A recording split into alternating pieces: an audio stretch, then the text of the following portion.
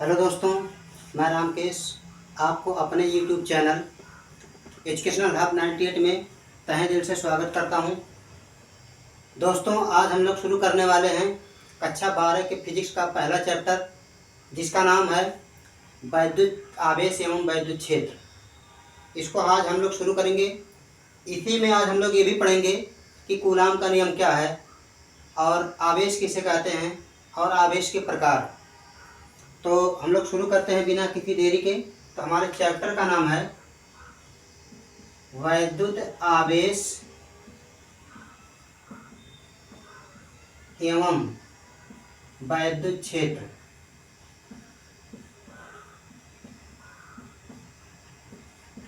ये हमारे चैप्टर का नाम है। इसमें सबसे पहले हम लोग ये जानेंगे कि वैद्युत आवेश कहते किसे हैं। वैद्युत आवेश, वैद्युत आवेश क्या चीज़ है, इसको हम लोग जानेंगे पहले। तो हम लोग जानते हैं कि जब किसी वस्तु को किसी अन्य वस्तु से रगड़ते हैं तो दोनों वस्तु गर्म हो जाती है, और गर्म होने का मुख्य कारण है कि इलेक्ट्रॉनों का आदान प्रदान होता है, अर्थात एक वस्तु से इलेक्ट्रॉन दूसरे वस्तु में चली जाती है।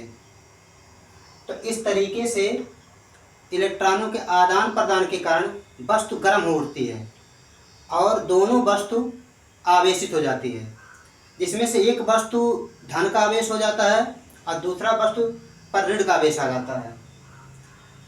तो जिस अगर हम बात करें इस पेन की, तो इस पेन को अगर हम यहाँ पर खुजली करते हैं तो खुजली करने के बाद ये छोटे छोटे वस्तुओं को अपनी ओर खींच लेता है। इसका मतलब हुआ कि सर से जब हमारे सर से जब पेन का घर्षण हुआ तो इलेक्ट्रॉनों का आदान प्रदान हो गया। इसमें से इलेक्ट्रॉन कुछ हमारे सर के भीतर चले गए, तो इसमें से जब इलेक्ट्रॉन निकल गए तो इस पर धन का आवेश आ गया और हमारे सर पर ऋण का आवेश आ गया। इसका मतलब इसमें आवेश आ गए और ये आवेश क्या करने लगा, छोटी छोटी वस्तुओं को अपनी ओर आकर्षित करने लगा। तो इस प्रकार से हम कह सकते हैं कि इस वस्तु में आवेश आ गया। तो अब इसको देखिए, हम लोग कक्षा 11 में केमिस्ट्री पढ़े होंगे, परमाणु मॉडल। तो कैसे आवेश आता है देखिएगा। हम लोग जानते हैं कि कोई परमाणु होता है, तो परमाणु के भीतर प्रोटॉन और न्यूट्रॉन होते हैं और इलेक्ट्रॉन जो है इसके कक्षा में चारों तरफ घूमते रहते हैं। तो प्रोटॉन जो होता है धनावेशित होता है और इलेक्ट्रॉन जो होता है वो ऋणावेशित होता है। और हम लोग जानते हैं कि किसी परमाणु में प्रोटॉनों की संख्या और इलेक्ट्रॉनों की संख्या बराबर होती है। अगर हम इसकी बात करें कि मान लो सोडियम का परमाणु है, तो सोडियम का परमाणु क्रमांक होता है 11, तो प्रोटॉनों की संख्या हो जाएगी 11, वो भी प्लस, और इलेक्ट्रॉनों की संख्या भी हो जाएगी 11, वो भी माइनस। तो दोनों की संख्या होती है बराबर। तो दोनों प्रोटॉन यहाँ धनावेशित होता है, इलेक्ट्रॉन यहाँ पर ऋणावेशित है, और न्यूट्रॉन पे कोई आवेश नहीं होता, यानी जीरो का आवेश होता है, तो न्यूट्रॉन से कोई मतलब नहीं है। तो प्रोटॉन और इलेक्ट्रॉन दोनों एक ही परमाणु में हैं, यानी +11 और -11 दोनों एक ही परमाणु में हैं। तो +11 में से -11 घट गया, इसका मतलब 0। इसका मतलब यह हुआ कि कोई परमाणु अपने आप में उदासीन होता है। ये भी परमाणु से मिलकर बना है, तो ये भी उदासीन है। अभी इसको हम किसी वस्तु के पास लेकर जाएं, छोटी छोटी वस्तु के पास, तो क्या करेगा, छोटी छोटी वस्तुओं को अपनी ओर आकर्षित नहीं करेगा। लेकिन अगर हम इसमें से रगड़ देते हैं इसको इस तरीके से, तो रगड़ने के बाद इलेक्ट्रॉन इसमें से निकल जाएगा। तो इलेक्ट्रॉन जब निकल जाएगा, तो मान लेते हैं कि यही सोडियम परमाणु ही था, तो सोडियम परमाणु में प्रोटॉनों की संख्या तो +11 होगी ही। तो मान लेते 2 इलेक्ट्रॉन निकल गया, तो इलेक्ट्रॉन जो है 11 में से 2 कम हो जाएंगे, यानी 9 हो जाएगा, यानी -9। इलेक्ट्रॉन 9 बचेंगे, अब प्रोटॉन तो उतना ही है, तो +11 और -9 बराबर हो जाएगा +2, यानी धन 2 का आवेश धन 2 का आवेश आ जाएगा इस पर, यानी +2 का आवेश आ जाएगा। कब, जब 2 इलेक्ट्रॉन निकलेंगे। तो इसका मतलब यह होगा कि जब इलेक्ट्रॉन निकलेंगे तो धन का आवेश आएगा। अगर इसमें से इलेक्ट्रॉन कहीं से आ जाते हैं, मतलब 2 इलेक्ट्रॉन मान लो आ गए कहीं से, तो प्रोटॉन तो उतनी ही इलेक्ट्रॉनों की संख्या तो इसमें 2 और आ जाते हैं, तो 11 2 13 हो जाएगा। तो अब क्या हो जाएगा, प्रोटॉन तो 11 ही है लेकिन इलेक्ट्रॉन 13 हो गए, तो इस प्रकार -2 का आवेश आ जाएगा। यानी इलेक्ट्रॉन आएंगे तो ऋण का आवेश लेके आएंगे और इलेक्ट्रॉन जाएंगे तो धन का आवेश देकर जाएंगे।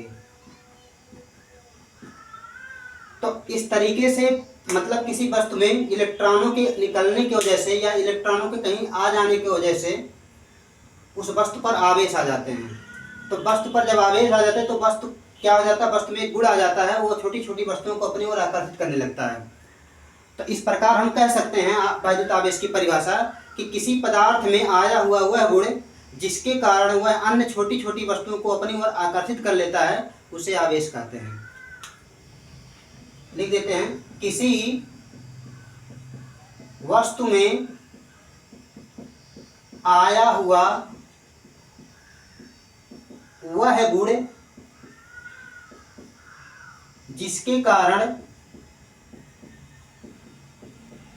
वह अन्य छोटे छोटे वस्तुओं को अपनी ओर आकर्षित कर लेता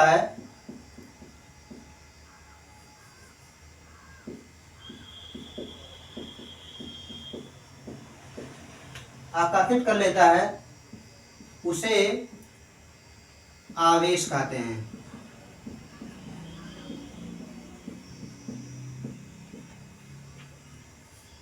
आवेश दो प्रकार के होते हैं, यानी आवेश के प्रकार हम लोग डाल रहे हैं हेडिंग, आवेश के प्रकार। तो आवेश दो प्रकार के होते हैं, आवेश दो प्रकार के होते हैं,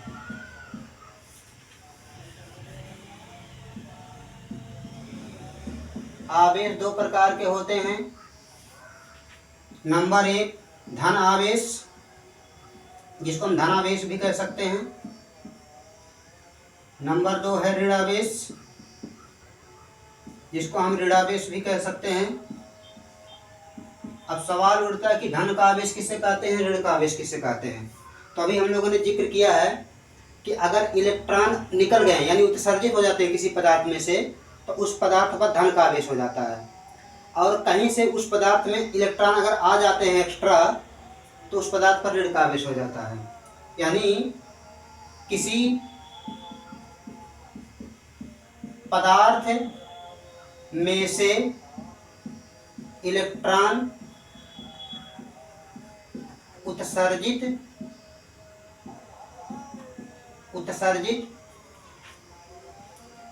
होने पर उस पदार्थ पर आया हुआ आवेश धनावेश कहलाता है।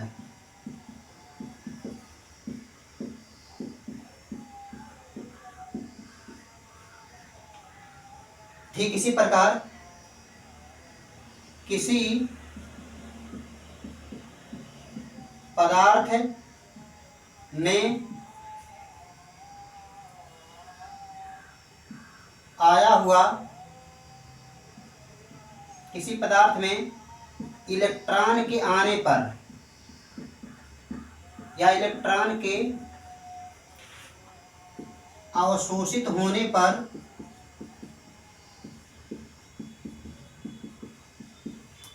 उस पदार्थ पर आया हुआ आवेश ऋणावेश कहलाता है।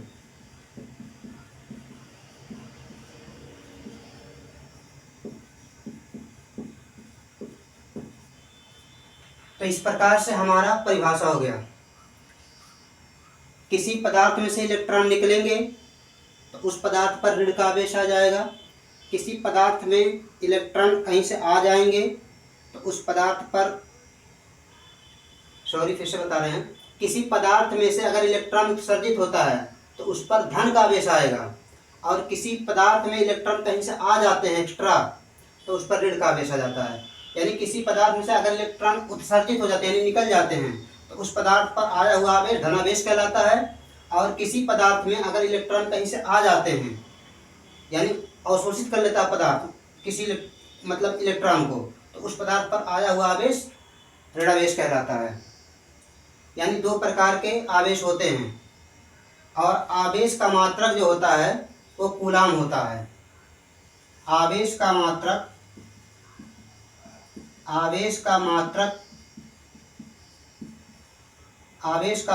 कूलाम होता है। इसको हम लोग सी से भी प्रदर्शित कर सकते हैं। आवेश का मात्रक कूलाम होता है। और आवेश को हम लोग क्यू से प्रदर्शित करते हैं। आवेश को क्यू से प्रदर्शित करते हैं।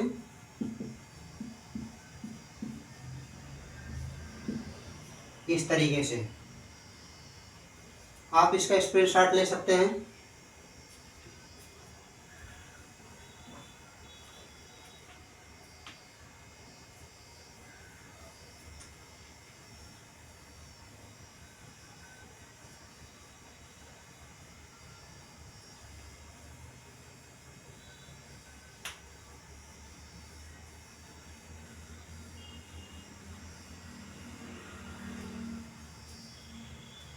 अब हम लोग आगे बढ़ते हैं, थोड़ा इसके बारे में और जानते हैं,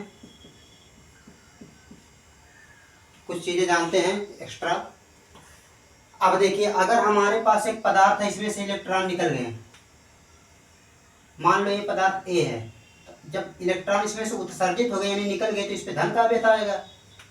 दूसरा पदार्थ है हमारे पास बी, इस पे मान लेते हैं इसमें इलेक्ट्रॉन कहीं से आ गए तो इस पे जाहिर के बाद ऋण का आवेश आ जाएगा। और अगर इन दोनों को हम काफ़ी करीब लेकर के आए, नज़दीक, तो ये दोनों एक प्लस है एक माइनस है, ये दोनों एक दूसरे को चिपक लेंगे यानी आकर्षित करेंगे। यानी धन आवेश और ऋण आवेश एक दूसरे को क्या करेंगे, आकर्षित कर लेंगे, यानी एक दूसरे को चिपक लेंगे। या अगर हम उल्टा कर दें, इसको कह दें कि माइनस ने इधर रहेगा और प्लस इधर रहेगा, तब भी एक दूसरे को चिपक लेंगे। दूसरी बात, अगर हम कहें कि नहीं हम इसको भी प्लस लेंगे, इसको भी प्लस, यानी दोनों धन धन आवेश करेंगे, तो एक दूसरे को ये क्या करेगा, प्रतिकर्षित करेगा। ये दोनों एक दूसरे को क्या करेंगे, आकर्षित करेंगे। ये दोनों एक दूसरे को आकर्षित करेंगे, लेकिन ये प्रतिकर्षित करेगा, मतलब ऐसे लेकर आएंगे नजदीक, इसे सटा देंगे तो फेंक देगा एक दूसरे को।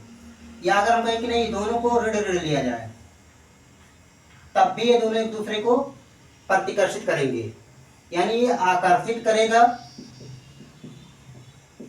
ये भी आकर्षित करेगा, लेकिन ये प्रतिकर्षित करेगा और ये भी प्रतिकर्षित करेगा। अब हमको ये समझ में आया कि ये देखिए प्लस या माइनस यानी विपरीत प्रकार के आवेश हैं, ये भी विपरीत प्रकार के आवेश हैं, दोनों विपरीत प्रकार के हैं, किंतु ये दोनों एक ही प्रकार के, ये भी एक ही प्रकार का, ये भी एक ही प्रकार का है। यानी एक ही प्रकार के आवेश प्रतिकर्षित करते हैं, जबकि विपरीत प्रकार के आवेश आकर्षित करते हैं। यानी विपरीत प्रकार के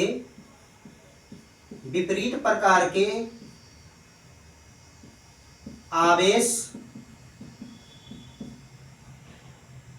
आकर्षित करते हैं,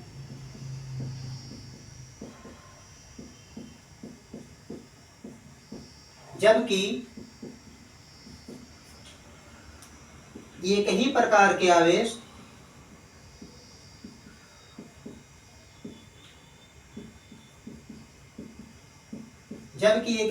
के आवेश प्रतिकर्षित करते हैं।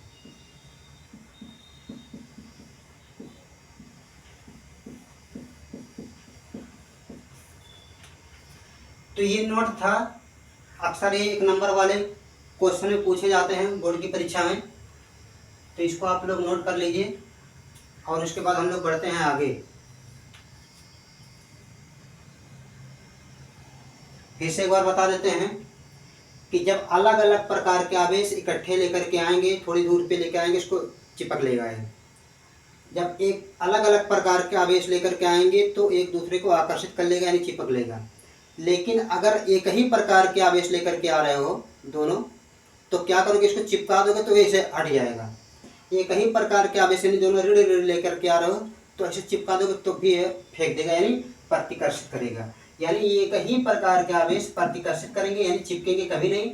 लेकिन विपरीत प्रकार के आवेश यानी भिन्न भिन्न प्रकार के आवेश एक दूसरे को आकर्षित कर लेंगे, यानी चिपक जाएंगे। तो हम लोग आगे बढ़ते हैं।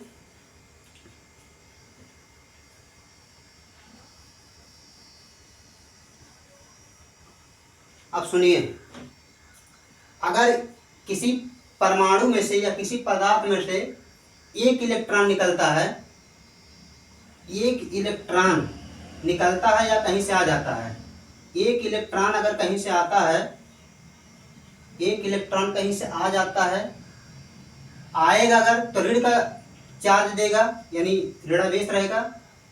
और कितना चार्ज देगा, 1.6 × 10⁻⁻19 कूलाम का चार्ज लेकर के आएगा। अगर एक ही इलेक्ट्रॉन निकल गया किसी पदार्थ में से, जब निकल जाएगा तो धन का आवेश दे के जाएगा, यानी धन का देगा लेकिन उतना ही देगा। यानी एक इलेक्ट्रॉन निकलेगा किसी पदार्थ में से या फिर किसी पदार्थ में आ जाएगा तो उतना ही कूलाम का आवेश देकर जाएगा, यानी 1.6 × 10⁻⁻19 कूलाम। निकलेगा तो ऋण का आवेश देगा, और कहीं से आ जाएगा, कहीं से आ जाएगा तो ऋण का आवेश देगा, और निकल जाएगा तो धन का आवेश देगा। यानी उत्सर्जित होगा तो धन का आवेश देगा, उत्सर्जित होने का मतलब निकल जाएगा, और आ गया कहीं यानी अवशोषित हो गया तो ऋण का आवेश। यानी पदार्थ में इलेक्ट्रॉन आ गए कहीं से एक्स्ट्रा तो ऋण का आवेश, कोई पदार्थ उसमें से इलेक्ट्रॉन निकल गए तो धन का आवेश। तो निकलने पर धन का आवेश और कहीं से आ जाने पर ऋण का आवेश, लेकिन उतना ही मात्रा में। यानी एक इलेक्ट्रॉन पर हम कह सकते हैं कि ±1.6 × 10⁻⁻19 कूलाम आवेश होता है। प्लस माइनस का मतलब है, प्लस का मतलब होता है इलेक्ट्रॉन जब निकलेगा किसी पदार्थ में से, और माइनस का मतलब जब इलेक्ट्रॉन कहीं से आ जाएगा उस पदार्थ में। तो एक इलेक्ट्रॉन पर इतना आवेश होता है। अब सुनिए,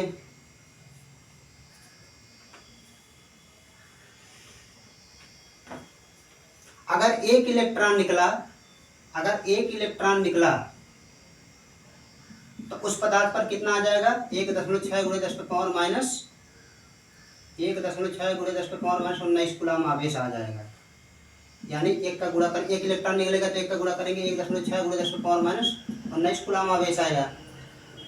अगर 2 इलेक्ट्रॉन निकले तो इसका दुगना आवेश आएगा, 1.6 × 10⁻⁻19 का दुगना आ जाएगा।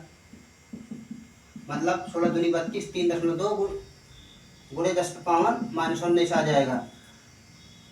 अगर 3 इलेक्ट्रॉन निकले तो 3 का गुणा इसमें करोगे, 1.6 × 10⁻⁻19 कूलाम, तो 16 3 8 40 यानी 4.8 × 10⁻⁻19 कूलाम आएगा।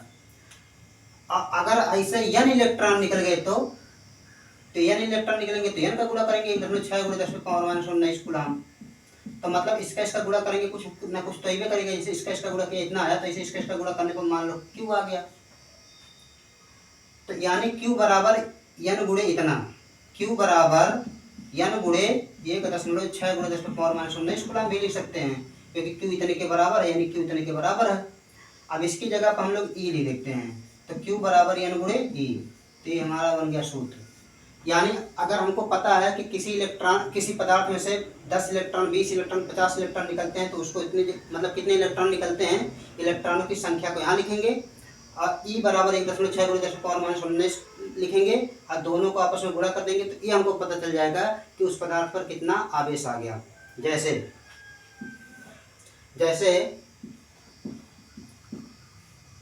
एल्युमिनियम धातु में से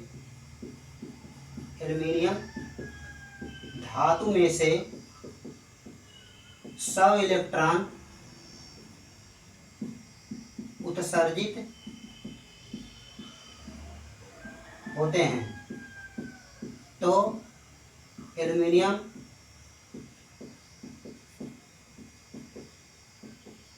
धातु पर आया हुआ आवेश की गणना कीजिए।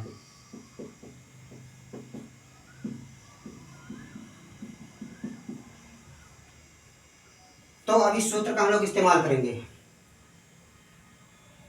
कह रहा एल्युमिनियम धातु है, इसमें से 100 इलेक्ट्रॉन उत्सर्जित हो गए। तो 100 इलेक्ट्रॉन, इन इलेक्ट्रॉनों की संख्या कितनी है? 100 है। तो उस पर कितना आवेश आ जाएगा? एल्युमिनियम धातु पर कितना आवेश आ जाएगा हमसे पूछ रहा है, कुल आवेश पूछ रहा है। तो E बराबर तो हमको पता है 1.6 × 10⁻⁻19। हम लोग लिखेंगे Q बराबर N × E से। तो Q बराबर हो जाएगा, N की जगह पर लिखेंगे 100 × E की जगह पर लिखेंगे 1.6 × 10⁻⁻19। अब इसको हल करेंगे, हम इसको ऐसे भी लिख सकते हैं 10⁻2 × 1.6 × 10⁻19। अब घात वाले को आपस में क्या करते हैं? हल करते हैं। हल करने के बाद यहाँ गुणा करते समय घातें जुड़ जाती हैं। तो 19 में से 2 घट जाएगा, क्योंकि माइनस से प्लस है। तो 1.6 के साथ कोई खिलवाड़ नहीं हो रहा, इसको लिख दिए। 19 में से 2 घटाएंगे हम लोग तो 17 आ जाएगा माइनस का। इतना कूलाम आवेश आ जाएगा उस पर। कब? जब 100 इलेक्ट्रॉन निकलेंगे तब। लेकिन अभी हमको ये नहीं पता है यहाँ से कि धन का आवेश आएगा कि ऋण का आवेश आएगा। तो इसको यहाँ से पता करते हैं कि इलेक्ट्रॉन उत्सर्जित हुए हैं कि इलेक्ट्रॉन अवशोषित हुए हैं। तो कह रहा एल्युमिनियम धातु में से 100 इलेक्ट्रॉन उत्सर्जित हुए हैं, यानी निकल गए हैं। तो उत्सर्जित जब होंगे तो धन का आवेश आएगा, यानी धन का आवेश आएगा। यानी जो एल्युमिनियम का धातु होगा उस पर धन का आवेश आएगा, वो भी इतना कूलाम आवेश आ जाएगा उस पर। तो इस तरीके से इस पर आप सवाल भी लगा सकते हैं।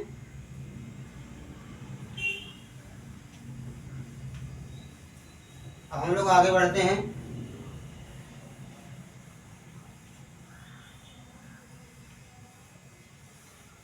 अब देखिए आगे बढ़े। अभी हमने बात किया है कि अगर हमारे पास ये प्लस का है और ये माइनस का आवेश है, कोई छोटे छोटे आवेश हैं किसी पदार्थ में आए हुए हैं, ये धन का आवेश है, ये ऋण का आवेश है। तो हम लोग जान चुके हैं कि जब विपरीत प्रकार के आवेश रहेंगे तो आकर्षित करेंगे।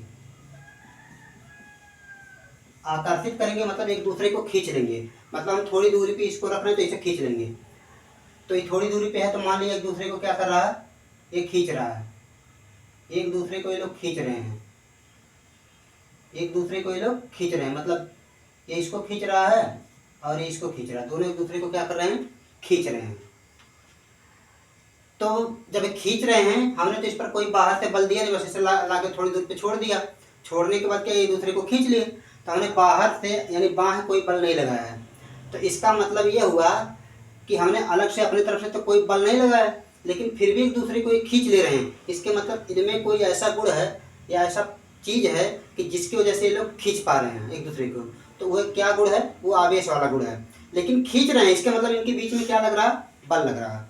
यानी अगर कोई वस्तु एक दूसरे को खींच रहे हैं, अगर कोई वस्तु एक दूसरे को धकेल रहे हैं, तो उनके बीच में खिंचाव अथवा धकेल को क्या कहते हैं? बल कहते हैं। तो यानी खींच रहा है तब भी बल लग रहा है, धकेल रहा है तब भी बल रहा है। तो अगर हम प्लस प्लस दोनों को ले लें तो एक दूसरे को ढकेलेंगे तो धकेलेंगे तब भी बल लग रहा है, खींचेंगे तब भी, मतलब एक दूसरे को खींच रहे हैं, एक दूसरे को खींच रहे हैं तब भी बल लग रहा है, एक दूसरे को धकेल रहे हैं तब भी बल लग रहा है। तो आखिर इनके बीच में कितना बल लग रहा है? अगर मान लो इसको 200 कूलाम कर दिया जाए, इसको 500 कूलाम कर दिया जाए, तब कितना लगेगा? अगर मान लो इसको 150 कूलाम कर दिया जाए, इसको 300 कूलाम कर दिया जाए, तब कितना बल लगेगा? यानी आकर्षण का बल या प्रतिकर्षण का बल लगेगा, लेकिन कितना लगेगा? उदाहरण के तौर पर अगर हम 1 मिनट के लिए मान लेते हैं कि यहाँ पर हमारे पास बहुत शक्तिशाली चुंबक है। ये प्लस वाला है, उत्तरी ध्रुव समझ लीजिए, और ये दक्षिणी ध्रुव समझ लीजिए। इधर उत्तरी ध्रुव हो जाएगा तो इसका दक्षिणी ध्रुव हो जाएगा। तो हम जानते हैं कि जब उत्तरी ध्रुव दक्षिणी ध्रुव ऐसे आते हैं करीब में, तो इसे खींच लेते हैं चुंबक एक दूसरे को। अब यहाँ पर क्या किया, हम किसी ने इसे चुंबक पकड़ा हुआ ऐसे, और यहाँ पर बीच में हमने उंगली कर दिया। अब वो अचानक हाथ हटा लिया, तो फिर क्या करेगा? ये चुंबक ऐसे आ जाएगा, एक दूसरे को आकर्षित करेगा और हमारी उंगली को कुचल देगा। यानी हमारी उंगली को कुचल दिया मतलब हमारी उंगली पर चोट लग गई, जो कि किसी बल के कारण हुआ। तो आखिर इनके बीच में कितना बल लगेगा? ये बल हम कैसे पता करेंगे कितना बल लग रहा है?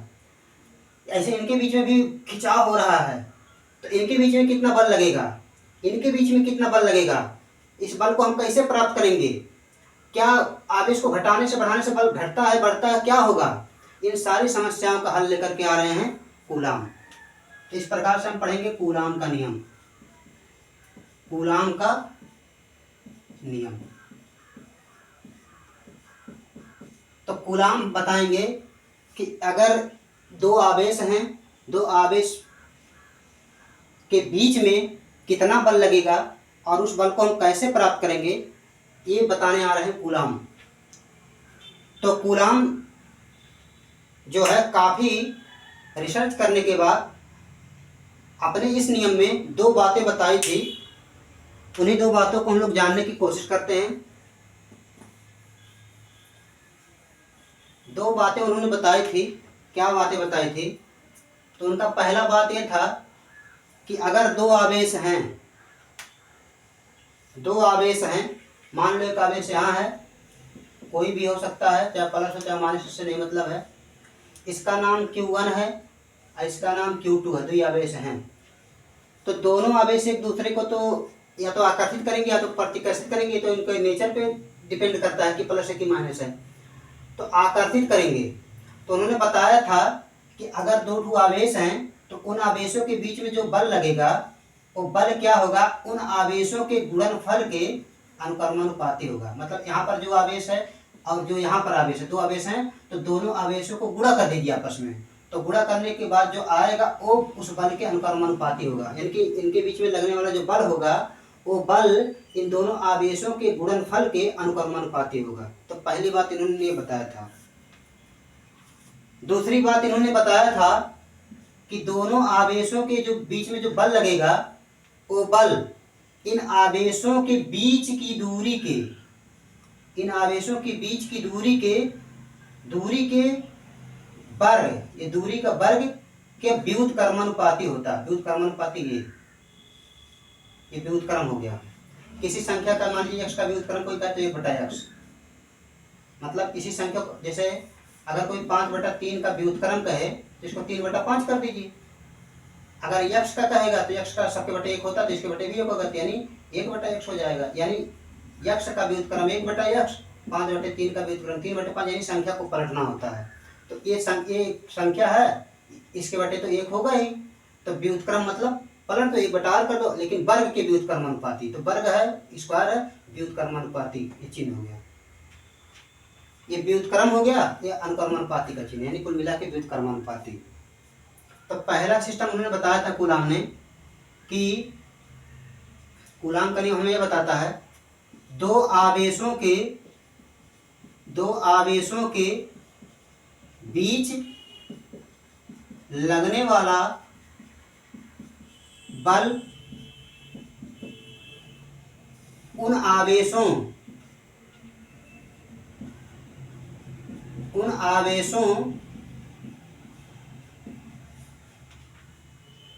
के गुणनफल के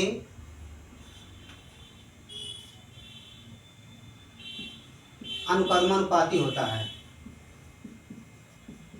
अनुक्रमानुपाती होता है, यानी माना दो आवेश, चलो इसको हटाते हैं अभी, एक बात तो होगी। दूसरी बात उन्होंने बताया था कि दो आवेश या दो आवेशों, यहाँ भी दो आवेशों करें, दो आवेशों के बीच लगने वाला बल उन आवेशों के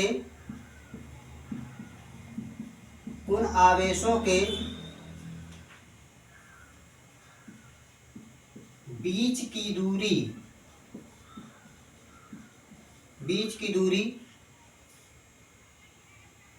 के वर्ग के व्युत्क्रमानुपाती व्युत्क्रमानुपाती होता है। ये हो गया। तो दो सिस्टम उन्होंने ये बताया था।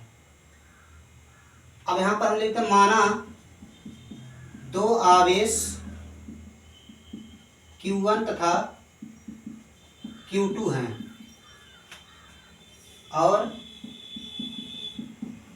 इनके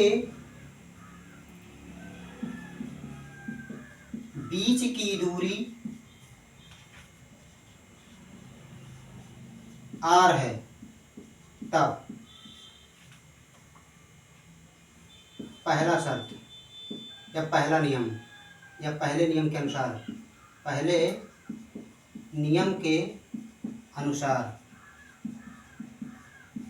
तो पहला नियम में क्या बताया था कि दो आवेशों के बीच लगने वाला बल, ये दो आवेश है Q1 और Q2, इनके बीच में लगने वाला जो बल होगा वो अनुक्रमानुपाती होगा दोनों आवेशों के गुणनफल के। दूसरा नियम या दूसरे नियम के अनुसार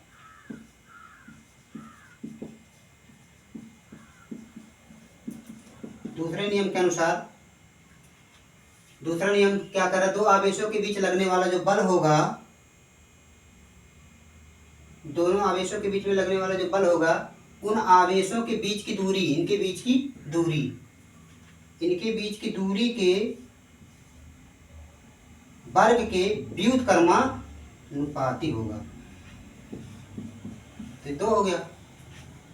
अब समीकरण 1 और 2 से,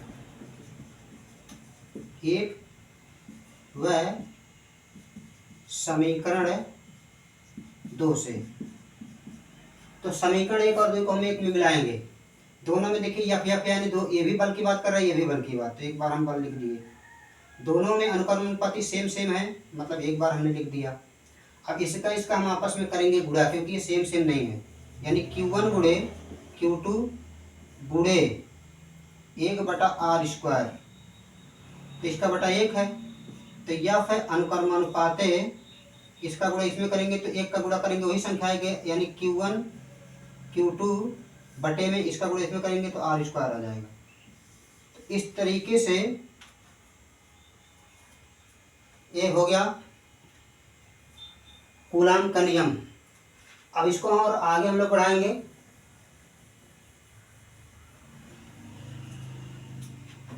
इसको आगे बढ़ाते हैं। यहाँ अनुक्रमानुपाती का चिन्ह आ रहा है, जिसको हमें हटाना है। तो अनुक्रमानुपाती का चिन्ह हटता है तो कोई ना कोई नियतांक आता है, तो हम लोग यहाँ अनुक्रमानुपाती की जगह पे हम लोग बराबर लिखेंगे और यहाँ पर एक नियतांक डालेंगे, वो k है।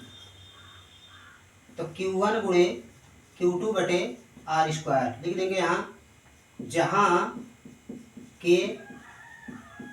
नियतांक है। इसका जो मान होगा, इसका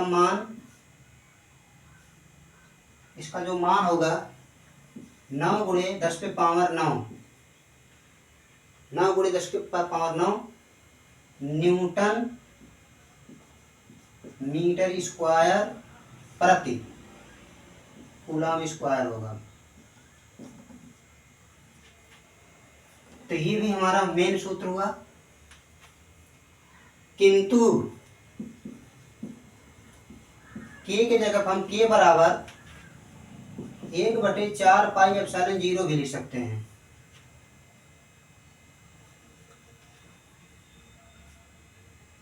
लिख देंगे जहां एप्सिलॉन 0 वैद्युतशीलता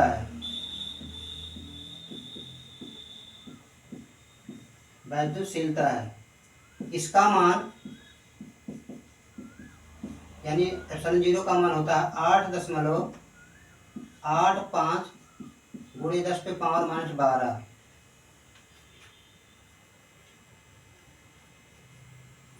8.85 गुणे 10 पे पावर -12 होता है।